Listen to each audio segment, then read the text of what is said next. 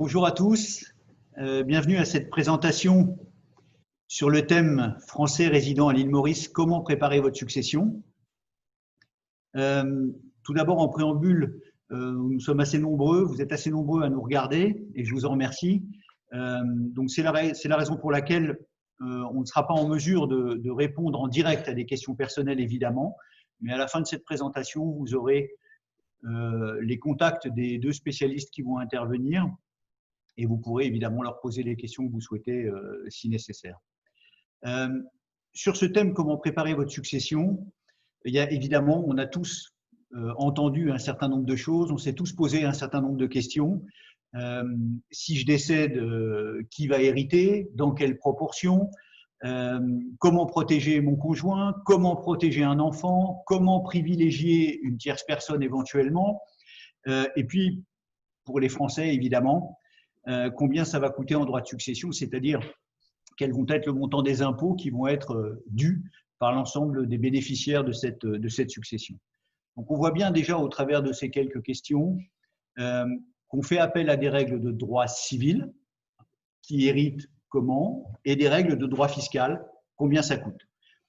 Alors, évidemment, pour quelqu'un qui a grandi en France, qui vit en France, dont les enfants sont en France, qui est marié en France, qui travaille en France et qui a des biens en France, c'est le droit français qui va s'appliquer à la fois civil et fiscal. Mais pour ce qui concerne les Français résidant à l'île Maurice, et en particulier, mais les non-résidents en général, eh bien, ça devient plus complexe parce qu'on est bien souvent propriétaire d'immobilier à l'île Maurice, on est propriétaire d'immobilier en France, on est propriétaire ou titulaire de comptes bancaires à l'île Maurice, de comptes bancaires en France, parfois même dans d'autres pays. Et donc, on voit tout de suite que s'enchevêtrent le droit civil et le droit fiscal, et s'enchevêtrent aussi le droit français, le droit mauricien, et parfois même les règles fiscales d'autres pays. Donc, afin de pouvoir au mieux répondre à toutes ces questions, il nous a semblé utile de faire appel à deux spécialistes. Un spécialiste français qui est Aubin Robert. Aubin dirige la société Avacor, qui est le multifamily office à Genève du groupe Necker Gestion Privée. Aubin vient du notariat français, donc il connaît parfaitement bien ces problématiques, et il a travaillé préalablement dans de grandes banques suisses où il conseillait notamment la clientèle française expatriée, donc il connaît aussi bien les problématiques des Français expatriés. Et j'ai également le plaisir d'accueillir Grégory Hart de Ketting. J'ai même un petit peu honte de le présenter parce que Grégory est un des notaires principaux ici à l'île Maurice. Et je remercie ces deux interlocuteurs de bien vouloir, d'avoir bien voulu animer cette réunion. Alors, très rapidement, et afin de ne pas vous infliger pendant une heure un cours magistral de droit civil et de droit fiscal, on a choisi une formule qui est en fait l'étude d'un cas général, d'un cas pratique, fictif, mais dans lequel vous verrez tout le monde peut se reconnaître, y compris même d'ailleurs des couples franco-mauriciens. Avant tout, et avant de poursuivre, je tenais à remercier les deux partenaires qui nous accompagnent dans cette présentation. Barnes, qui est un des acteurs principaux de l'immobilier à Maurice, et je remercie Outil Falbert d'avoir accepté de nous accompagner, et également le private banking de Bank One. Et là, je remercie son directeur, Guillaume Pasbeck, d'avoir également accepté de nous accompagner dans cette présentation.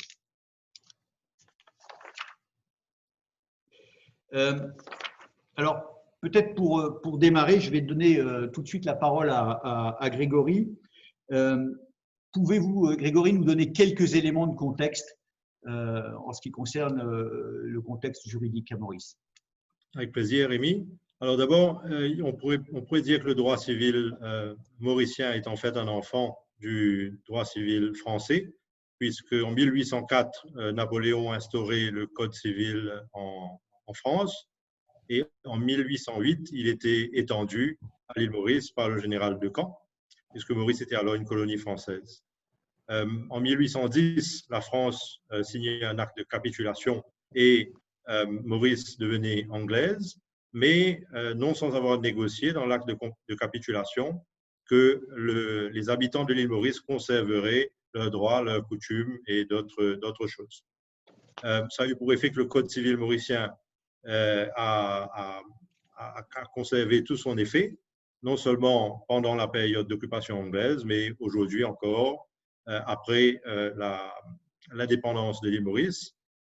Bien sûr, le Code civil n'est pas resté le seul texte, le Code civil inspiré du droit français, puisque le droit anglo-saxon a eu son influence. C'est pour ça qu'aujourd'hui, on peut parler d'un système de droit hybride, avec une très forte connotation d'influence française, mais aussi des touches de droit anglais. Et on peut dire aujourd'hui qu'en fait, le common law, qui est le droit anglais, côtoie à Maurice le civil law, alors qu'en général, c'est plutôt des droits qui s'affrontent dans d'autres pays. Une influence française aussi au sens du mode de fonctionnement de nos institutions, notamment celle du notariat, puisqu'à Maurice, il y a le notariat comme on l'entend en France, c'est-à-dire un notaire de droit civil, qui est au centre de toute l'activité amiable de droit civil et qui répond aux mêmes normes de rigueur que le notariat français, puisque nous faisons tous deux partie de l'Union internationale du notariat. Autre raison d'influence du droit français sur l'île Maurice, c'est le fait qu'étant un petit pays, nous avons peu de cas de jurisprudence, comparativement bien sûr à la France, et donc il y a dans le cadre des décisions de justice le besoin de se référer souvent au droit français qui lui donc regorge d'exemples jurisprudentiels, d'autant que la doctrine française est beaucoup plus développée que la doctrine mauricienne. Le résultat de ça, c'est qu'à la fois les praticiens amiables du droit utilisent souvent les jurisclasseurs ou autres documents français pour s'inspirer, et les juges également s'inspirent du droit pratiqué en France, donc les décisions de la Cour de cassation française, pour motiver leurs décisions à l'île Maurice. Donc une très forte influence française au total. Alors, merci Grégory. Je vais donc rapidement, comme je vous le disais, présenter ce cas fictif qui nous servira de fil rouge tout au long de la présentation.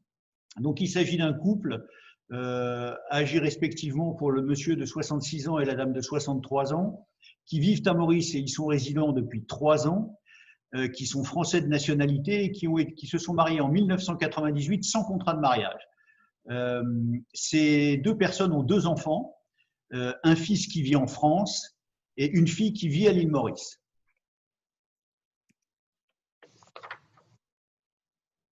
En ce qui concerne leur patrimoine, ils sont propriétaires en France d'une maison et également de murs commerciaux, de murs industriels qui sont détenus via une société civile immobilière de droit français.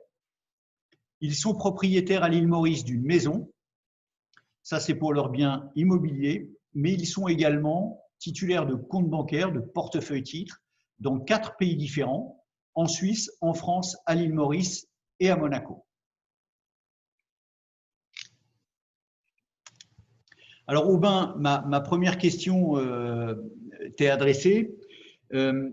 Comment se passerait la succession dans le cas de notre couple de Français résidant à l'île Maurice et est-ce que c'est la loi française qui s'appliquerait? Alors, en premier lieu, ce qu'il faut dire, c'est que bien souvent, les clients se focalisent sur la fiscalité et négligent les aspects civils qui sont pourtant tout aussi importants. Alors, les aspects civils, c'est quoi, quels sont les droits du conjoint survivant? Y a-t-il une réserve héréditaire, etc.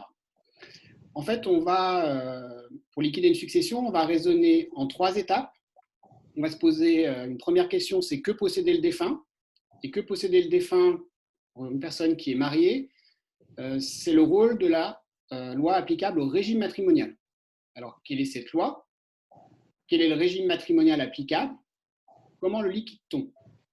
Quand on liquide le régime matrimonial, ça va nous permettre de déterminer ce que le défunt possédait et donc ce qu'il y a dans la succession. Quand on sait ce qu'il y a dans la succession, là, on passe à la deuxième étape et il faut déterminer qui hérite de quoi. Alors, c'est le rôle de la loi successorale. Donc, quelle est la loi applicable? Que dit cette loi? Est-ce qu'il y a des héritiers réservataires? Quels sont les droits du conjoint? À la fin de la deuxième étape, on a déterminé les lots de chacun et on va entrer ensuite en jeu, quand on sait ce que chacun va hériter, on va entrer en jeu la fiscalité.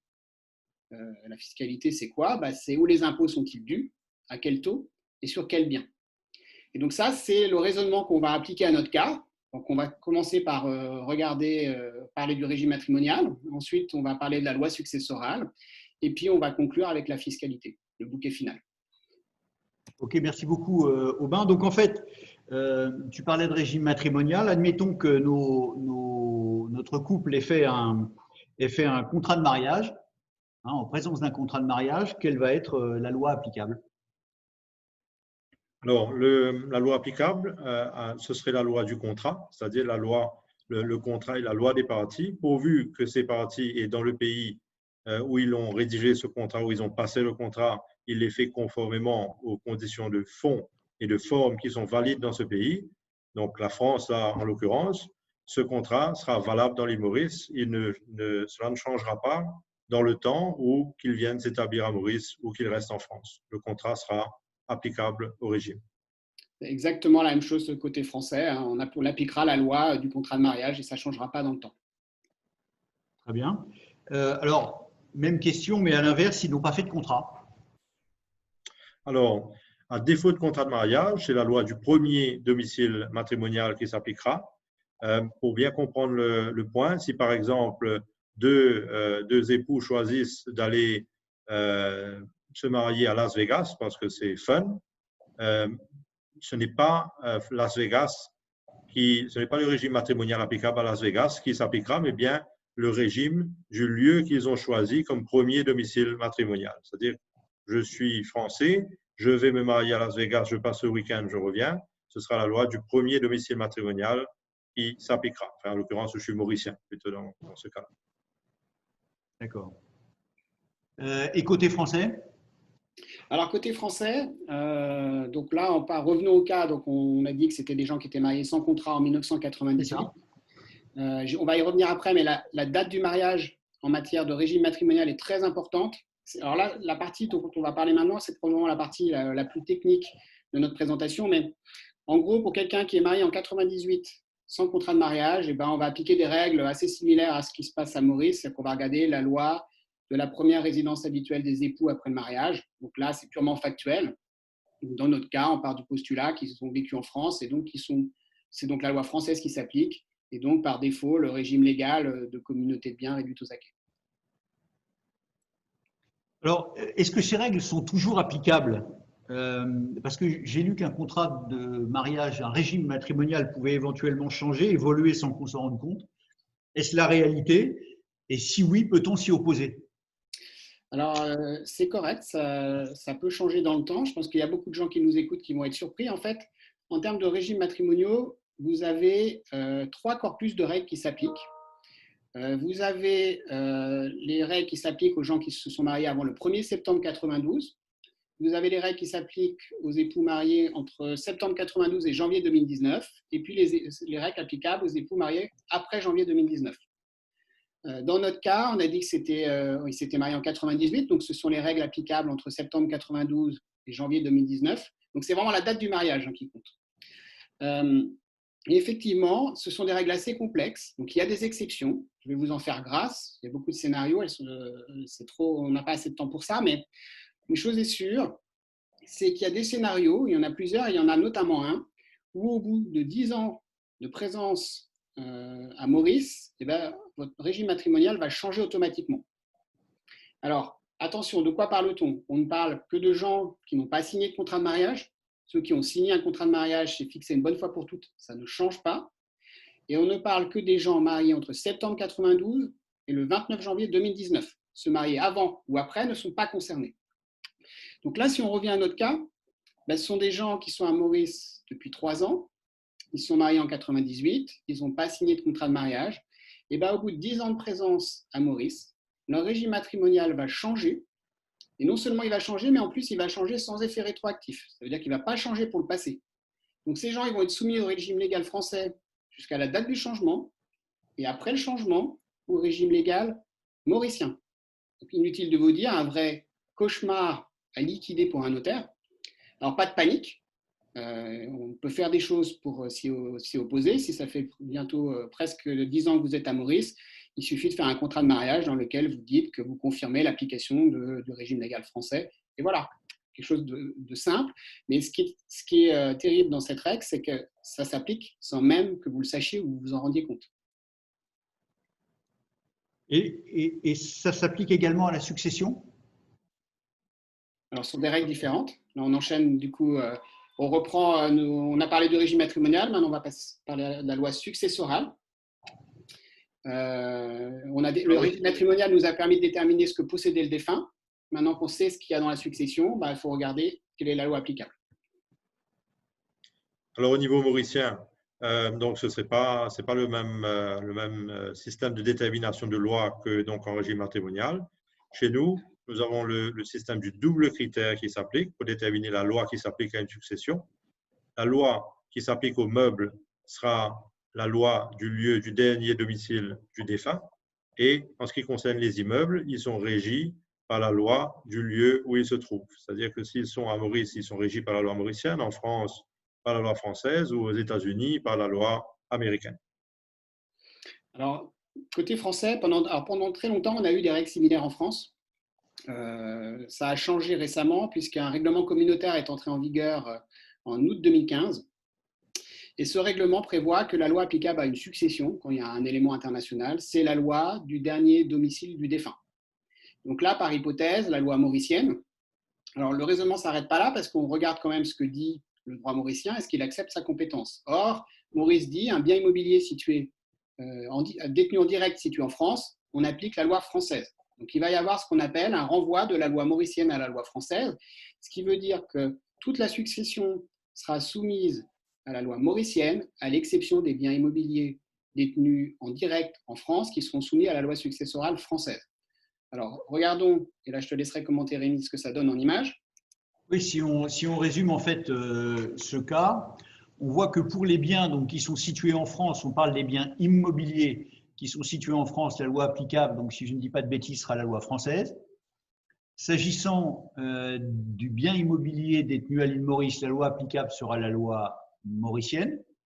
S'agissant ensuite des biens meubles, c'est-à-dire des portefeuilles types, des comptes bancaires, qui sont situés en Suisse, rappelons-le, en Suisse, à Monaco, à Maurice, en France, ce sera la loi mauricienne. Et j'ajoute que les parts de SCI, rappelez-vous, dans ce cas particulier, ils sont propriétaires de murs industriels en France qui sont détenus par une SCI française, dont ils sont propriétaires des parts. Eh bien que la SCI soit française et que les biens détenus par la SCI soient en France, c'est la loi mauricienne qui va s'appliquer. Alors, je pense que quelques Français nous écoutent. Ne vous réjouissez pas trop vite, on parle bien de règles civiles et non pas de règles fiscales. Hein. Ce n'est pas un outil pour vous permettre de ne pas payer de droits de succession sur des biens immobiliers en France détenus par des SCI, mais c'est tout de même bon de le noter. Je n'ai pas dit de bêtises, messieurs? C'était absolument parfait. Je vais rajouter un petit mot sur les aspects suisses et monégasques. Alors, la Suisse va appliquer la loi du dernier domicile des actifs bancaires détenus en Suisse, donc ce sera la loi mauricienne. Monaco a fait un copier-coller en 2017 du règlement communautaire que j'évoquais tout à l'heure, avec des règles très proches, avec néanmoins quelques nuances, mais pour un compte bancaire détenu à Monaco, ce sera la loi de la dernière résidence, donc par hypothèse, la loi mauricienne. Alors, est-ce qu'on peut changer, est-ce qu'on peut agir pour changer ces lois applicables? Alors non, en fait, à l'île Maurice, il n'est pas possible, par l'autonomie de la volonté, c'est-à-dire décider soi-même de la loi que nous voulons voir appliquer à notre succession. Le double critère est d'ordre public, on ne peut pas y déroger. Donc, bien meuble, loi du dernier domicile, bien immeuble, loi du lieu où il se trouve. Alors que côté français, suisse ou monégasque, il est en théorie possible de le faire, c'est-à-dire qu'on peut opter pour la loi de sa nationalité pour qu'elle soit applicable à sa succession. Mais dans la mesure où Maurice ne reconnaîtra pas cette option, je le déconseille dans un contexte franco-mauricien, ça ne fonctionnera pas. Grégory, vous avez parlé en préambule des analogies entre le système du droit civil mauricien et du droit civil français. Donc, ma question est toute simple. Y a-t-il également en droit mauricien une réserve héréditaire? Tout à fait. Elle comporte des différences avec la réserve héréditaire française aujourd'hui. Donc, c'est une réserve qui varie en fonction du nombre d'enfants. Et il y a aussi, on peut dire qu'il y a deux types de réserves. Il y a la réserve donc, aux enfants et la réserve aux ascendants.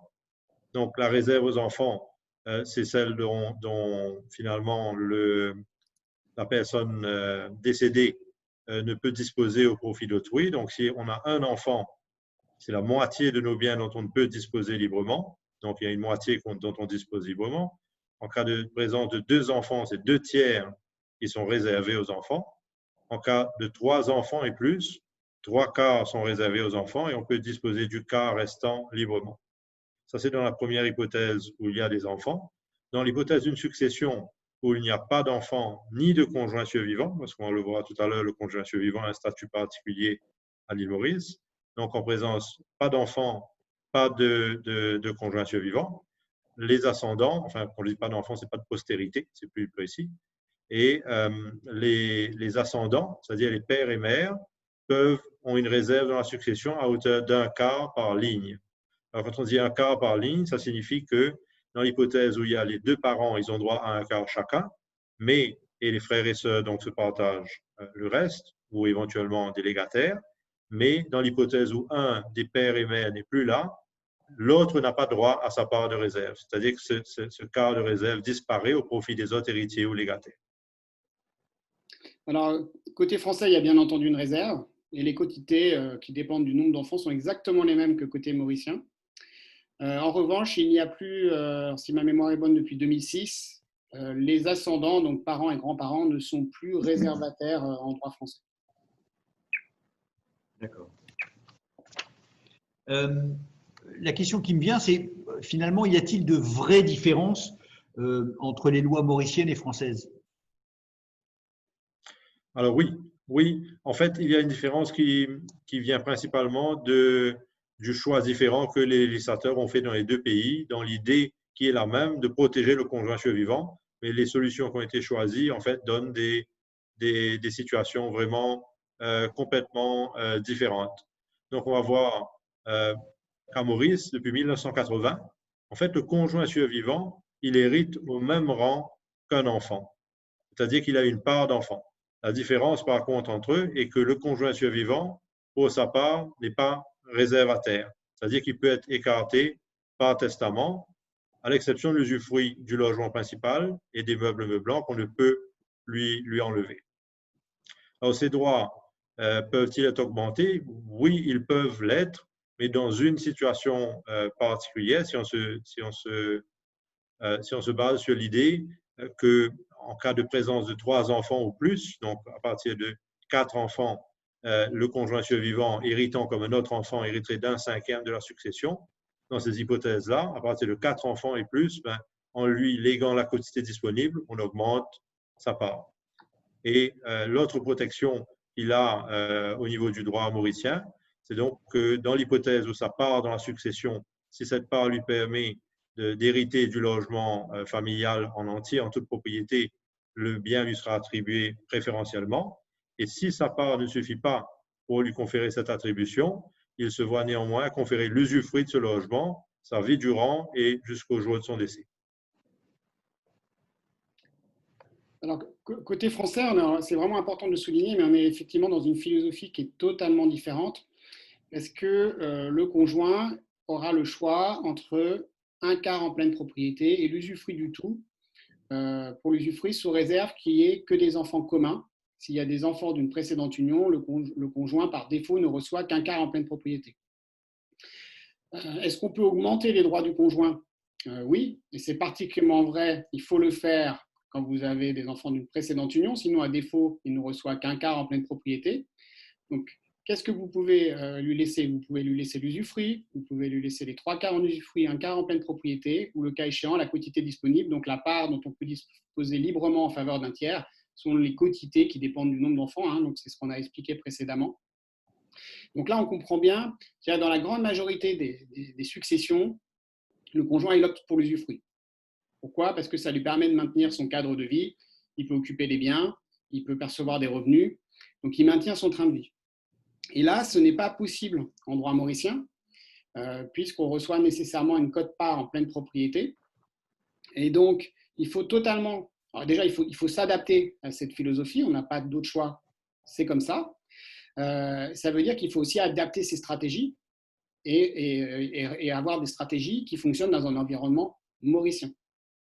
Alors, à quoi s'applique cette règle? Donc, les règles que vient d'évoquer Grégory s'appliquent à l'ensemble de la succession, à l'exception du bien immobilier détenu en direct. Je reviens à notre cas.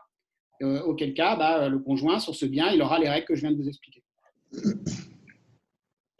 Bon, alors, on voit nettement au travers de ce tableau et de vos réponses que, effectivement, on a la possibilité d'augmenter les droits du conjoint.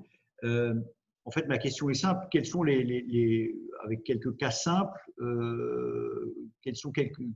comment puis-je protéger, favoriser mon conjoint en quelques cas simples? La première option, c'est d'augmenter par testament les droits du conjoint sur le bien immobilier situé en France. C'est ce que je viens de vous expliquer. Et c'est particulièrement vrai quand il y a des enfants d'une précédente union, pour être sûr que s'il s'agit notamment d'une résidence secondaire, que le conjoint ait l'usufruit et que du coup, il garde le contrôle de ce bien. Alors, à l'île Maurice, on verra que pour augmenter les droits du conjoint en pleine propriété, ce ne sera possible que dans l'hypothèse où il y a 4 enfants et plus. C'est le seul cas où finalement il n'y a pas déjà une part qui correspond à un part d'enfant. C'est la seule situation où on pourrait lui donner plus que sa part par disposition testamentaire. Alors, on pourrait désigner le conjoint comme bénéficiaire en usufruit ou en pleine propriété de contrat d'assurance vie. Alors, ce qu'il faut savoir en droit mauricien, c'est qu'on a des règles très similaires, même des règles identiques à celles qui s'appliquent en France, c'est-à-dire que l'assurance vie est hors succession. Donc, ça veut dire ce que reçoit le conjoint en application de l'assurance vie n'entre pas dans le calcul des parts. Et qu'il y a quand même des limites. Il y a un garde-fou, qui est la notion de ce qu'on appelle la prime manifestement exagérée, qui existe aussi en droit français. C'est-à-dire qu'on peut le privilégier, mais dans une certaine limite. Chez nous, on utilise souvent aussi comme mécanisme les sociétés civiles, où en fait, à travers un démembrement donc, de la propriété des parts sociales entre nue propriété et usufruit, associé à une gérance qui est confiée aux survivants des époux, on peut donner beaucoup plus de pouvoir de gestion des biens et de perception de revenus pour le conjoint survivant. Alors, sur cette slide précédente, on parle effectivement de testament pour la première fois. Je reprends toujours le cas de cette famille résidant à Maurice depuis 3 ans. Ils ont un enfant en France, ils ont un enfant à l'île Maurice. S'ils veulent faire un testament, ce testament, ils doivent le faire où? Ils doivent le faire en France, ils doivent le faire à Maurice, dans les 2 pays? Alors, il n'y a pas de règle spécifique à recommander particulièrement. C'est vraiment en fonction du cas de chacun. Mais ce qui est sûr, c'est qu'il faut systématiquement faire attention donc à certains points, notamment de ne pas, si on fait un testament unique, de s'assurer de ne pas oublier certains biens qui pourraient être situés dans d'autres pays dont le conseil dans ce pays n'est pas au courant. Et en cas de testament pluraux, donc une pluralité de testaments, de faire attention à ce qu'il n'y ait pas de contradiction entre les différents testaments. Par exemple, déjà, un testament peut parfois, s'il n'est pas parfaitement rédigé, créer des difficultés d'interprétation.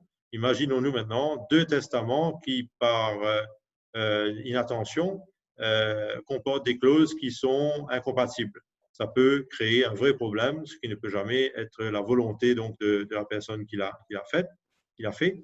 Donc, très important d'avoir, dans le cas de pluralité de testaments, d'avoir une vraie entente entre les conseils et une vraie communication pour s'assurer que toutes les dispositions à cause de mort qui sont prises par le client sont vraiment prises en considération. D'autant plus important que, par exemple, à l'île Maurice, il n'y a pas de fichier central de testament, et ce qui veut dire que quand on doit dresser la notoriété après décès d'un défunt, donc d'établir qui sont ses héritiers, on n'a pas un instrument qui nous permet de vérifier s'il a fait un testament chez un autre notaire. Donc, on peut assez facilement se retrouver dans une situation où on a un notaire qui est informé de la présence d'un testament, mais pas du décès de la personne. et un autre notaire qui est informé du décès puisqu'on lui a demandé de régler la succession, mais qui n'est pas au courant de l'existence du testament. D'où l'importance, par ses propres moyens, de s'assurer que la communication de ces pièces soit assurée après son décès. Et la meilleure formule, en général, c'est d'avoir un conseil centralisateur qui s'assure de faire le lien avec les autres conseils dans différents pays, avec leurs adresses, téléphones, contacts, etc., et qui permet aussi de discuter entre ces professionnels pour choisir les bonnes solutions pour le client. Aubin, un mot sur les donations entre époux, peut-être? Alors, ce serait peut-être plutôt à Grégory de commenter sur cet aspect-là. Oui, alors là, attention aux donations entre époux, comme vous l'entendez donc en droit français. Oui. Cette donation n'est pas reconnue à l'île Maurice, puisqu'elle serait contraire à l'ordre public. Et donc, si vous avez des donations de ce type, il faut les remplacer par un testament si vous pensez que c'est nécessaire. Oui, j'ai fait une confusion parce qu'effectivement, la donation entre époux, c'est quelque chose de très fréquent en France. C'est arrivé de rencontrer beaucoup de gens, beaucoup de clients qui avaient, avec ou sans contrat de mariage, cette donation dite donation au dernier vivant. Effectivement, c'est bien de noter qu'elles ne sont pas reconnues à Maurice. Donc, à la lecture de tout ça, est-ce qu'il faut revoir toutes les stratégies? Comment faut-il procéder alors? Alors, revoir toutes les stratégies, non. En avoir une de précise, oui, qui doit toujours être dans la logique d'une organisation qui prend en considération le déplacement géographique. C'est-à-dire que quand vous vous déplacez pour venir habiter à Maurice, vous réfléchissez comment emballer vos biens mobiliers, etc., pour être sûr de ne rien oublier. Dans votre organisation patrimoniale, c'est la même chose. Les deux droits peuvent sembler être plus ou moins les mêmes, mais il y a des différences qui, même si elles ne sont pas très importantes en nombre, peuvent avoir des conséquences très fortes sur les décisions que vous avez prises. Donc, très important, au moment de changer de pays et de venir à l'île Maurice, de vous assurer avec votre conseil français et mauricien, de vous assurer que les dispositions prises seront toujours en vigueur à l'île Maurice ou s'il faut en prendre d'autres pour les remplacer. Oui, c'est un peu ce qu'on a pu constater dans les discussions qu'on a eues pour préparer cette présentation avec Grégory, c'est qu'effectivement, les deux droits sont issus du Code Napoléon, mais n'ont pas évolué de la même manière. Et donc, les outils qui sont à notre disposition, les outils qu'on utilise naturellement en France, ne sont pas nécessairement les outils qu'on utilise naturellement à Maurice. Donc, effectivement, il faut remettre à plat sa situation après le déménagement. Parfait. J'ai fait tout à l'heure une confusion en posant une question à Aubin qui revenait à Grégory. Là, pour le coup, on va parler d'impôts, donc je ne peux pas me tromper. La question va directement aller aux Français. Alors, sur le plan fiscal, Aubin, y a-t-il des idées reçues? Et puis aussi, peut-il y avoir de mauvaises surprises, si tant est qu'il puisse y en avoir de bonnes? Alors, en effet, je pense qu'à nous écouter, certains de nos auditeurs vont avoir de mauvaises surprises et certains vont peut-être même tomber de leur chaise. Alors, ce qu'il faut savoir, c'est qu'il y a une convention fiscale en matière d'impôt sur le revenu et en matière d'impôt sur la fortune entre la France et Maurice. En revanche, il n'y en a pas entre la France et Maurice couvrant les droits de donation et les droits de succession. Ça veut dire quoi? Ça veut dire que chaque pays est libre d'appliquer ses règles sans aucune limitation. Et donc, c'est notamment le cas de la France qui va appliquer ses règles de taxation qu'on va évoquer ensemble après.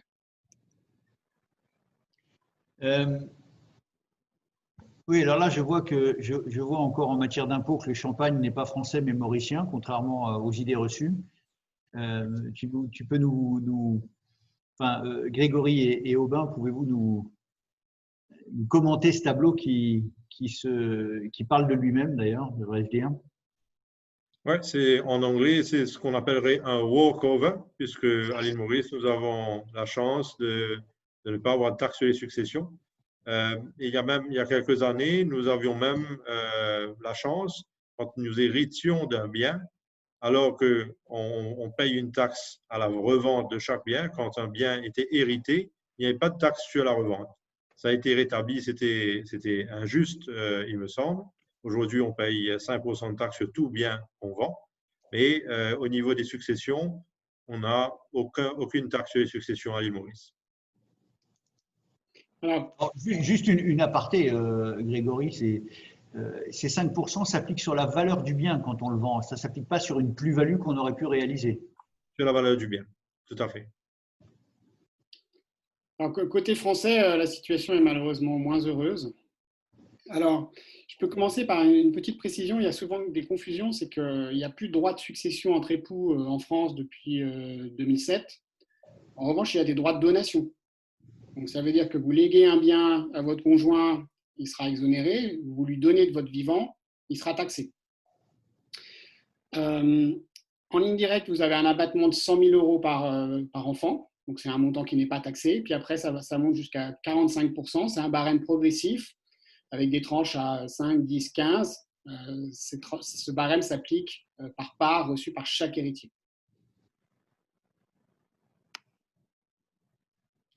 Alors, on a vu dans le slide précédent, on a commencé à voir que la convention fiscale franco-mauricienne s'appliquait à l'impôt sur le revenu, mais pas à l'impôt sur les successions.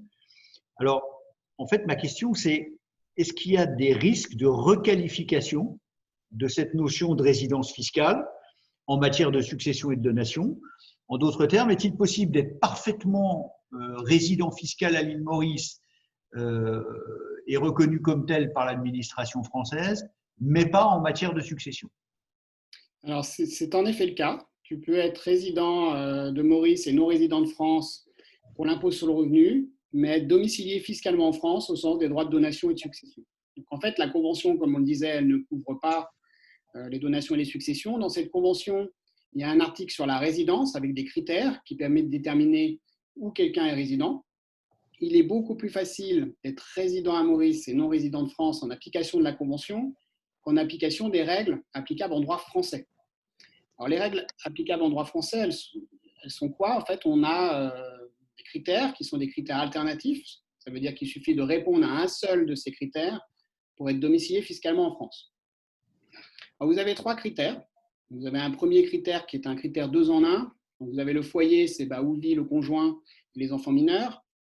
Et vous avez le critère du lieu de séjour principal.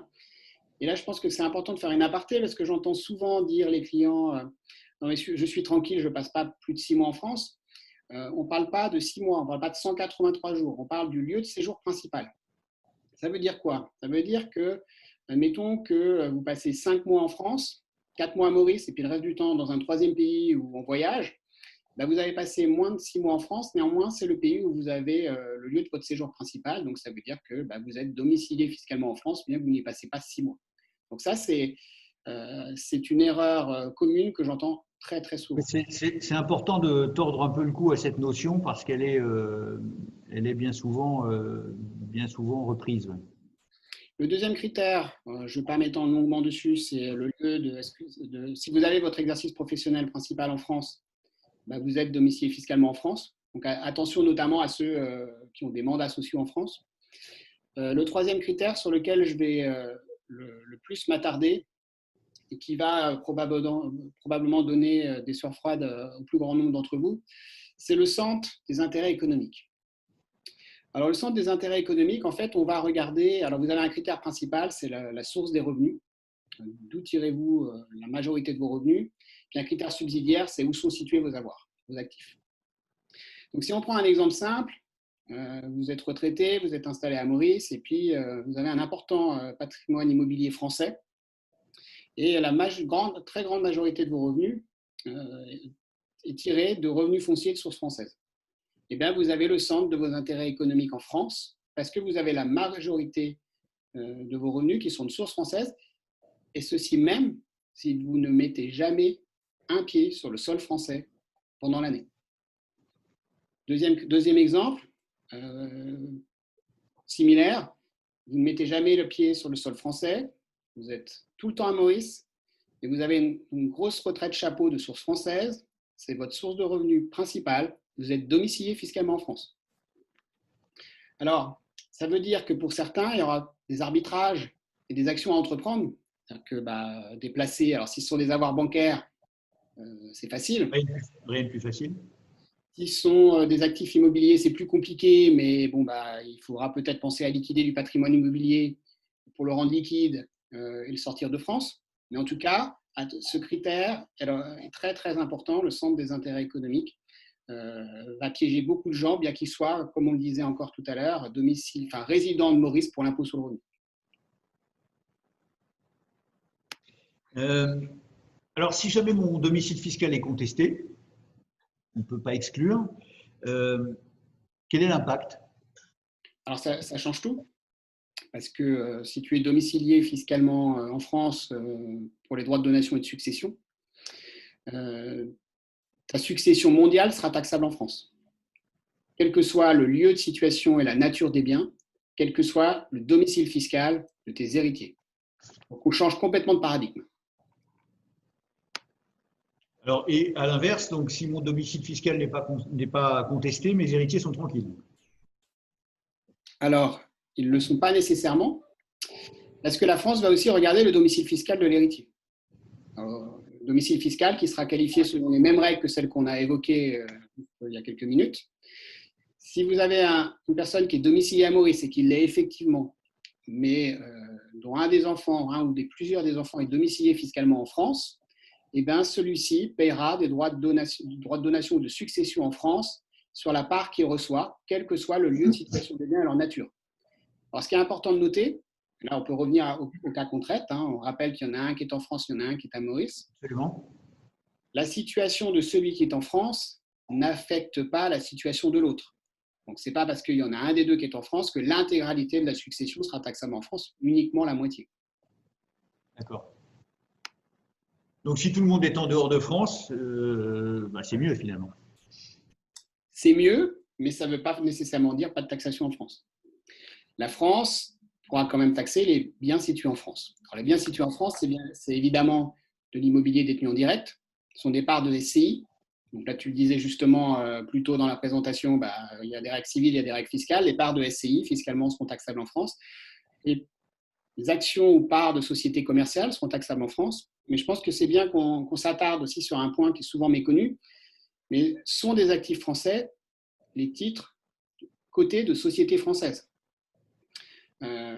Vous êtes accro d'une société cotée au CAC 40, vous en avez pour 1 million d'euros déposés à Monaco, en Suisse ou à Maurice, peu importe le lieu de dépôt, ce sont des titres d'une société française, c'est un actif français, c'est taxable au droit de succession en France, même si c'est détenu par un non-résident, légué à un non-résident.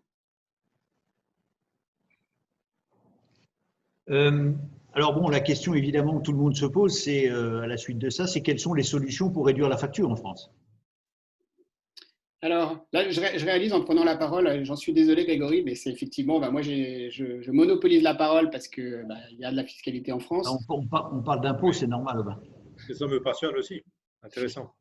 Donc la première chose, je vais passer très rapidement et je ne vais pas développer, mais on va utiliser des solutions franco-françaises qui sont souvent bien connues, c'est qu'on va faire des donations en pleine propriété ou en nue propriété.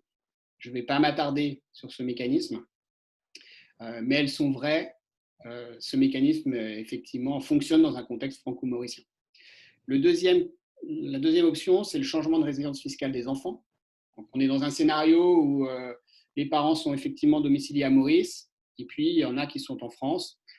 Alors après, je dis souvent, un changement de résidence fiscale, ça ne se décrète pas, ça se vit. Ce n'est pas facile de changer sa résidence fiscale, c'est un choix de vie. C'est effectivement un vrai choix de vie, il ne suffit pas de dire je deviens résident portugais, il faut le devenir.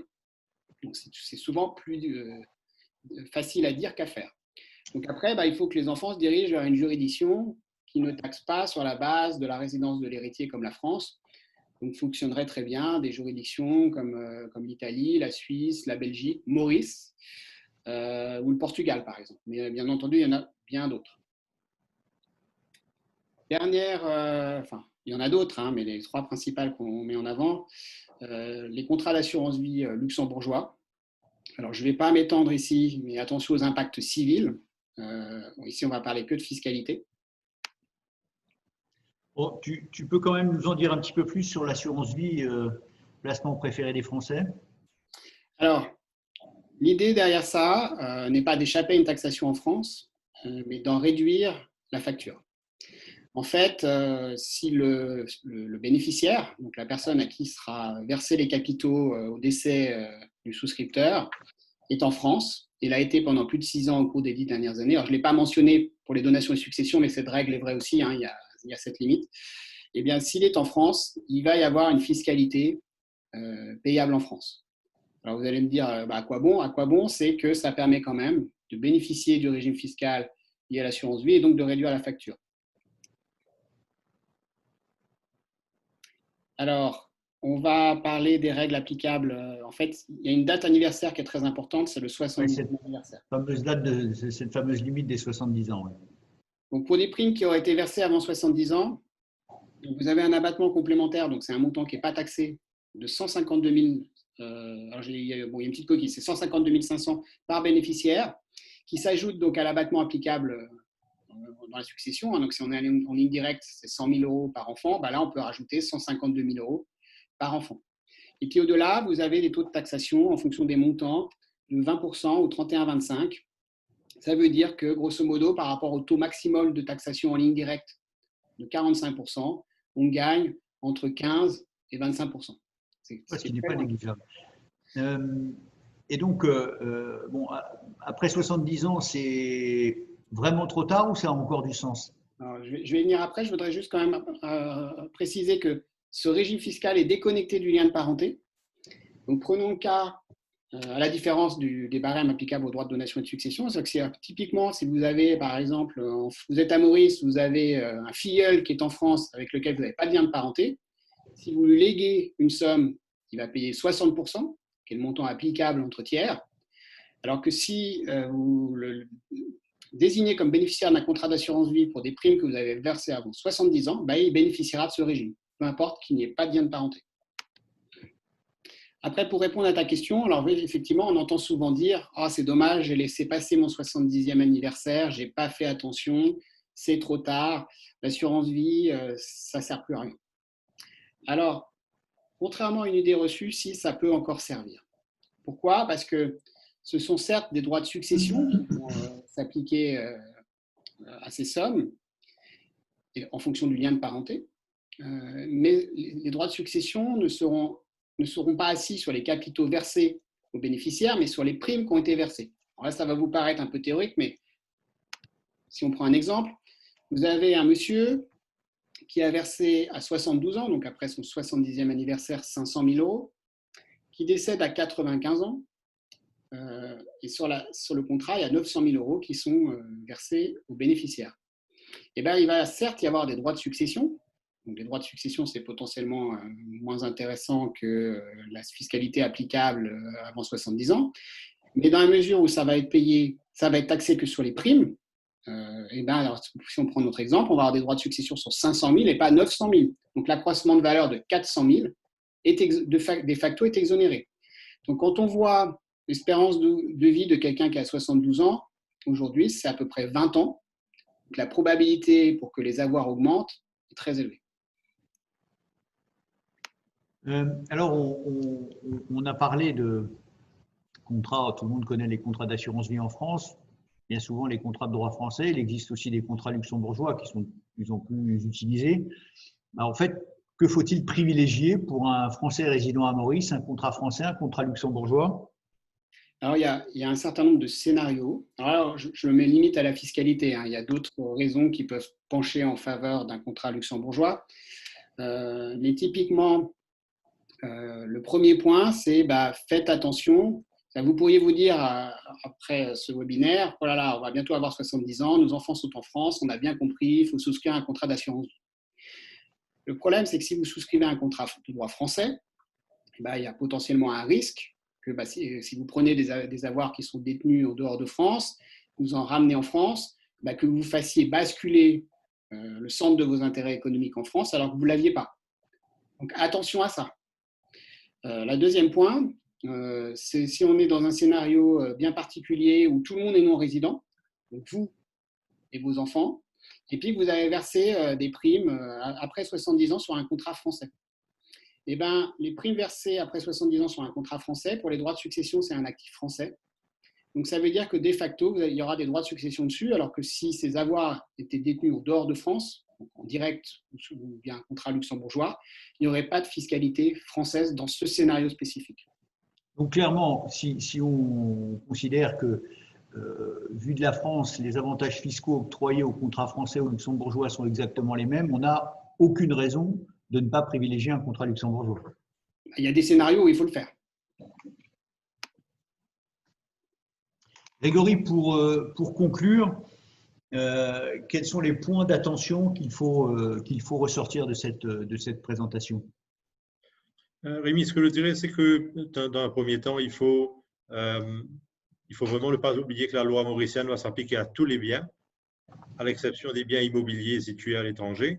Dans l'esprit des gens, que le bien situé dans un pays est régi par la loi de ce pays, ça paraît souvent assez facile à comprendre, mais que les biens mobiliers soient aussi régis par la loi mauricienne, c'est quelque chose qui est moins évident. Donc, il faut faire attention à cela. La loi mauricienne s'applique à tous vos biens mobiliers dans le monde entier. Maintenant, il faut aussi au niveau du droit civil faire attention au fait que le droit français et le droit mauricien sont de faux amis. Ils sont en apparence très ressemblants, mais il y a des différences qui peuvent être des écueils qui sont difficiles à surmonter sans un conseil avisé. Donc, il faut absolument établir quels sont les points sur lesquels vous avez besoin d'avoir des réponses et il faut, à mon sens, un conseil hybride pour le coup, mais non plus common law et civil law, mais franco-mauricien pour pouvoir vous assurer le meilleur conseil possible. Autre point aussi, la fiscalité, c'est un pourcentage de vos biens. Le droit civil, lui, en l'occurrence, en ce qui concerne les régimes matrimoniaux et les successions, il concerne la totalité de vos biens. Donc, si vous avez un doute sur ce qui est plus important entre le droit civil et le droit fiscal, bien sûr, je prêche pour ma paroisse, mais le droit civil est parfois négligé. On recherche la fiscalité, les avantages fiscaux, mais il ne faut jamais que ce soit au détriment du droit civil. En fait, de bonnes décisions d'organisation civile permettent en fait de facto d'économiser aussi des droits de succession futurs. Aussi, et attention pour économiser de la taxe, à ne pas se mettre dans une situation civile qu'on n'aurait pas voulu. Ouais. Donc attention au domicile fiscal, notamment pour les droits de donation et de succession qui peuvent avoir un impact important en régime matrimonial ou en succession. Aubin, un mot là-dessus? Côté français, bon, vous l'aurez compris, il faut anticiper pour diminuer la fiscalité de la transmission. Attention aux structures et notamment aux trusts. Contrairement à ce que pensent beaucoup de gens, ça ne va apporter aucun avantage fiscal. Donc, dans le meilleur des cas, ça va être neutre fiscalement. Dans le pire des cas, si ça a été mal structuré, ça va aggraver la taxation qu'auraient subi vos héritiers en France. De mon côté, je dirais qu'il n'y a pas de solution universelle. Plusieurs cas peuvent paraître les mêmes ou être très ressemblants. On peut avoir une discussion en salon et avoir l'impression que le conseil qui est relaté par un ami devrait s'appliquer à soi. Ce n'est pas le cas. Le diable est dans le détail et il faut vraiment faire attention de prendre le conseil qu'il faut. Il n'y a pas de règles qui s'appliquent systématiquement. Pas de solution universelle. Donc après, pour conclure, moi je dis souvent que le conseil patrimonial traverse très mal les frontières. C'est-à-dire que pour préparer une succession franco-mauricienne, il ne faut pas que vous alliez voir votre notaire français. Il ne faut pas que vous alliez voir votre notaire mauricien. Vous allez avoir besoin des deux et vous allez avoir besoin qu'ils se parlent. En fait, une situation internationale, c'est un mécano. Chaque pays est une pièce de ce mécano. Il faut que les pièces s'imbriquent et il faut que la construction qui en résulte tienne debout. Donc là, on a surtout parlé de problématiques franco-mauriciennes, donc c'est 2 pièces du mécano, mais il faut ajouter une pièce pour chaque pays. Donc si en plus vous avez un appartement à Londres, c'est une pièce complémentaire. Donc ça sous-entend d'avoir un conseil local sur comment ça se passe d'un point de vue civil et d'un point de vue fiscal. Donc c'est très très important d'avoir une vision globale et de bien regarder tous les aspects et que tous ces conseils se parlent. Merci à tous les deux. Cette présentation touche à sa fin. J'ai vu passer un certain nombre de questions. Certains d'entre vous nous ont envoyé des questions par chat. Je pense qu'on peut les collecter et on y répondra. Si toutefois on n'arrivait pas à les collecter, que nos spécialistes n'aient pas pu les collecter, je vous engage à les repasser par mail à nos spécialistes. Vous verrez les mails voilà, qui s'affichent sur votre écran. Vous pouvez les contacter très facilement pour reposer vos questions si nécessaire. J'espère que ça vous a un petit peu éclairé, donné quelques informations que vous n'aviez pas forcément. Je vous rappelle pour terminer que nous sommes à votre disposition, aussi bien Aubin que Grégory. Et voilà, il me reste à vous souhaiter une excellente soirée et comme on n'est pas très loin de la fin de la semaine, une bonne fin de semaine et un bon week-end. Merci de votre attention en tous les cas.